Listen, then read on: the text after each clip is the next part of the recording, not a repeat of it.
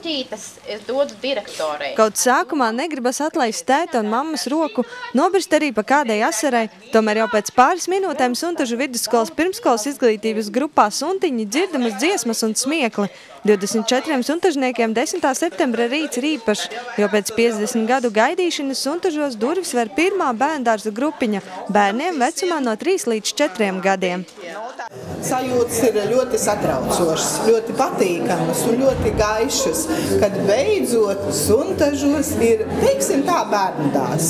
Jo būtībā ar 5-gadīgo, 6-gadīgo grupiņu un ar šiem bērniem un ar tiem, kam stāv rindā, mēs esam kaut kur pāri 70. Un tas ir tas visjaukākais, tas, ko tu vari citiem dot, tas ir prieku, iespēju un arī vecākiem mazliet atslogot to ikdienu, jo viņi zina, kad ir kur atstāt bērniņu. Bērniņš būs pieskatīts un bērniņš arī būs atbilstoši visiem tātad vadlīnijām arī izglītots. Suntažu iedzīvotāju labā tas viss tiek darīts, jo līdz šim, kā jau jūs dzirdējāt, vecākiem bija jānogādā gan Mālpilī, gan Ķeipenē, gan Madlienā. Savā laikā es pat uz robežiem vedu 70. gados, tā kā zinu, ko nozīmē tās rūpes nogādāt bērndārzā un atvest mājā.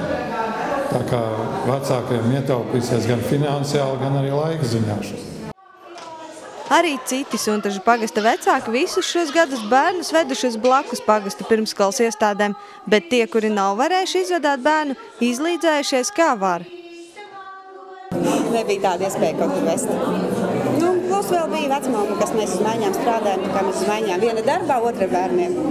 Tad teikt, ja šeit nebūtu dārziņi, izvedāt jums nebūtu iespēja? Nē. Tāpatās tad cīnītos Olmīte un es pat reizēm mana māsa, kā izvedāt vienkārši nereāli. Ne visi to var atļauties. Tāpēc prieks par jaunām telpām un vietu rotaļām ir gan bērniem, gan vecākiem. Neatsverams plus grupiņas izveidējot nodrošinātās darba vietas 2 skolotājām un palīgam. Kā atkal projekta realizētāji, kopējās izmaksas sastāda aptuveni 8000 latu.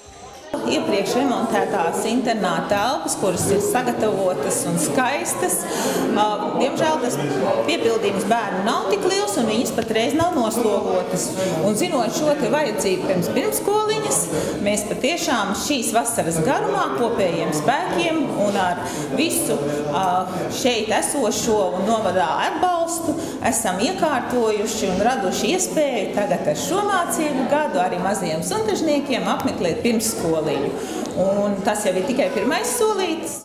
Jo nākamais solis tiks spērts jau nākamgad. Ogres nauda pašvaldības budžetā meklēs papildus finansējumu vēl vienas grupas izveidēja 15 mazajiem suntažniekiem, kuri šoreiz palikuši aiz strīpas. Laura Liepiņa, Zana Tereško, Ogres televīzija.